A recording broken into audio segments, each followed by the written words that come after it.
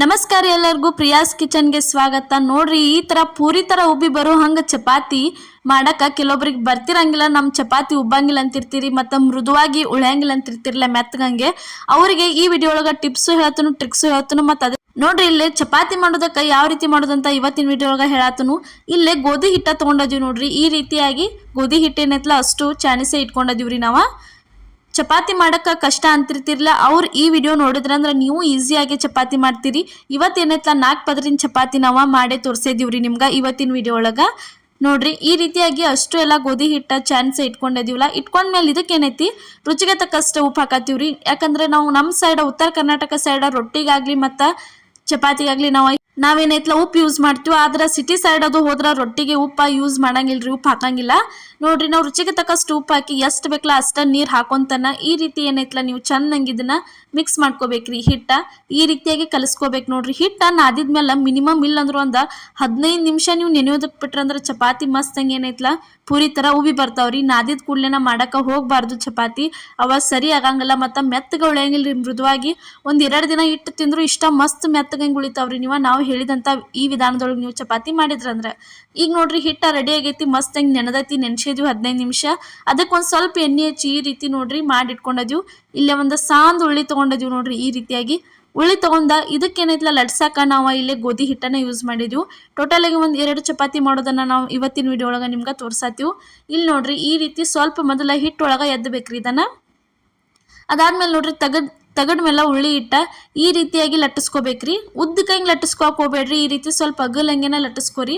ಅಂದ್ರೆ ಉದ್ದಕ್ಕಂಗೆ ಲಟ್ಟಿಸ್ಕೊಂಡ್ರೆ ಉಬ್ಬಂಗಿಲ್ರಿ ಅವ. ಅದಕ್ಕೆ ಇಲ್ಲಿ ನೋಡ್ರಿ ಲಟ್ಟಿಸ್ಕೊಂಡ ಅದಕ್ಕೊಂದು ಸ್ವಲ್ಪ ಎಣ್ಣೆ ಹಾಕಿ ಈ ರೀತಿ ಚೆನ್ನಾಗಿ ಸುತ್ತಲೂ ಎಣ್ಣೆ ಹಚ್ಚಿ ಸ್ವಲ್ಪ ಈ ರೀತಿ ನೋಡ್ರಿ ಹಿಟ್ಟು ಉದುರಿಸ್ಕೋಬೇಕ್ರಿ. ಅದ್ರಾಗ ಹಿಟ್ಟು ಯಾಕೆ ಹಾಕೋದಂದ್ರೆ ಉಬ್ಬಬೇಕಲ್ಲ ಅದ್ರ ಕಾರಣಕ್ರಿ. ಇಲ್ಲೇ ಒಂದು ಸೈಡ್ ಈ ರೀತಿ ಮಡ್ಚ್ಕೊಂಡ ಅದಾದ್ಮೇಲೆ ಇನ್ನೊಂದು ಮೂಲಿ ಇರ್ತೈತಲ್ಲ ಅಂತಂದು ಈಚೆ ಕಡೆ ಸೈಡ್ ಮಡ್ಚ್ಕೊಂಡ್ರೆ ಅಂದ್ರೆ ನೋಡ್ರಿ ಇವಾಗ 3 ಮೂಲಿವ ಚಪಾತಿ ಮಸ್ತಂಗೆ ರೆಡಿಯಾಗೆ ಬರ್ತಾವೆ.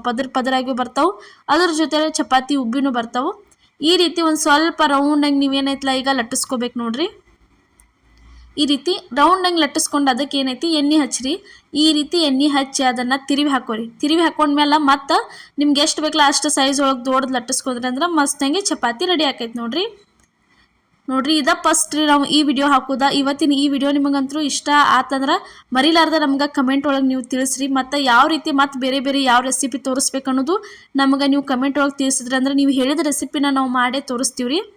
ನೋಡ್ರಿ ಈ ರೀತಿಯಾಗಿ ಲಟ್ಟಿಸ್ಕೋಬೇಕ್ರಿ ಇದನ್ನು.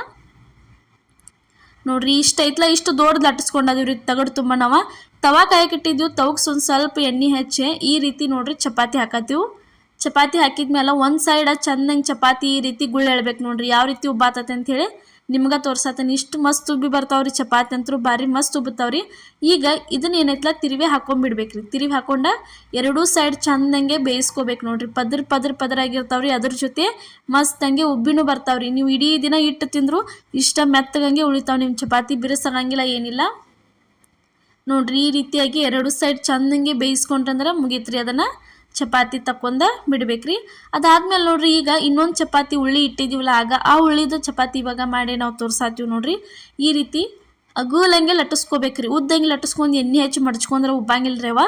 ಈ ರೀತಿ ಅಗಲಂಗೆ ಮಡ್ಚ್ಕೊಂಡು ಈ ರೀತಿ ಸುತ್ತಲೂ ಎಲ್ಲ ಕಡೆ ಎಣ್ಣೆ ಹಚ್ಚಿ ಒಳಗೆ ಒಂದು ಸ್ವಲ್ಪ ಈ ರೀತಿ ಗೋಧಿ ಹಿಟ್ಟು ಉದ್ರಿಸಿ ಏನೈತ್ಲೆ ನೀವು ಮಡ್ಚ್ಕೊಂಡ ಚಪಾತಿ ಮಾಡಿದ್ರಂದ್ರೆ ಚಪಾತಿ ಚಾಲೋತ್ತಂಗೆ ರೆಡಿಯಾಗೆ ಬರ್ತಾವೆ ನೋಡ್ರಿ.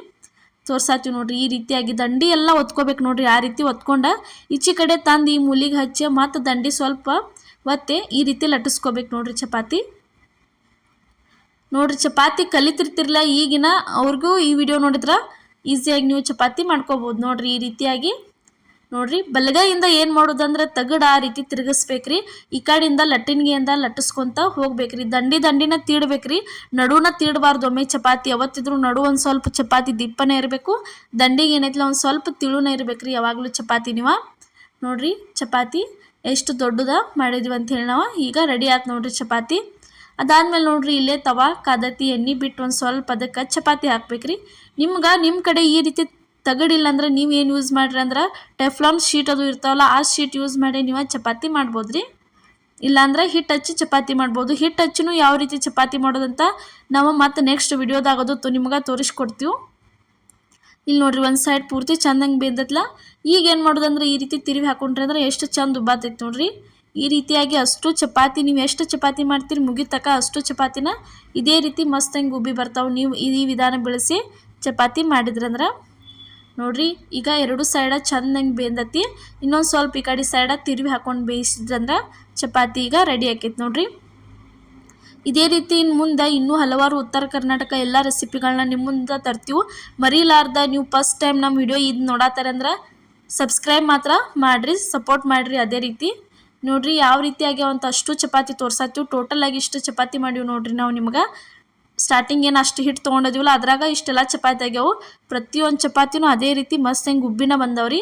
ಮತ್ತು ಎಷ್ಟು ಮೃದುವಾಗಿ ಆಗ್ಯಾವಂತ ಹೇಳಿ ನಾವು ಇಲ್ಲೇ ನಿಮ್ಗೆ ಈಗ ತೋರ್ಸಾತೀವಿ ನೋಡ್ರಿ. ಬೇಕಿದ್ರೆ ಎಷ್ಟು ಮೃದುವಾಗಿ ಮೆತ್ತಗಂಗೆ ಆಗ್ಯಾವಂತ ಹೇಳಿ. ಯಾವುದೇ ರೀತಿ ಕಟ್ಟಕ್ಕಾಗಂಗಿಲ್ಲ, ಬೆರೆಸಾಗಂಗಿಲ್ಲ, ಏನೂ ಆಗಂಗಿಲ್ಲ. ಇದೇ ರೀತಿನ ಉಳಿತಾವ್ರಿ ನೋಡ್ರಿ. ಇವತ್ತಿನ ನಮ್ಮ ವಿಡಿಯೋ ನಿಮ್ಗೆ ಇಷ್ಟ ಆಗಿದ್ರೆ ಮರೀಲಾರ್ದ ಲೈಕ್ ಮಾಡಿ, ಶೇರ್ ಮಾಡಿ, ಕಮೆಂಟ್ ಮಾಡಿ, ಸಬ್ಸ್ಕ್ರೈಬ್ ಮಾಡಿರಿ. ಅದೇ ರೀತಿ ನಮ್ಮ ಚಾನಲ್ನ ನಿಮ್ಮ ಫ್ಯಾಮಿಲಿ ಮತ್ತು ನಿಮ್ಮ ಫ್ರೆಂಡ್ಸಿಗೂ ಎಲ್ಲರಿಗೂ ಶೇರ್ ಮಾಡಿ, ಅವ್ರಿಗೂ ಸಬ್ಸ್ಕ್ರೈಬ್ ಮಾಡೋದಕ್ಕೆ ಹೇಳ್ರಿ. ಎಲ್ಲರಿಗೂ ನಮಸ್ಕಾರ.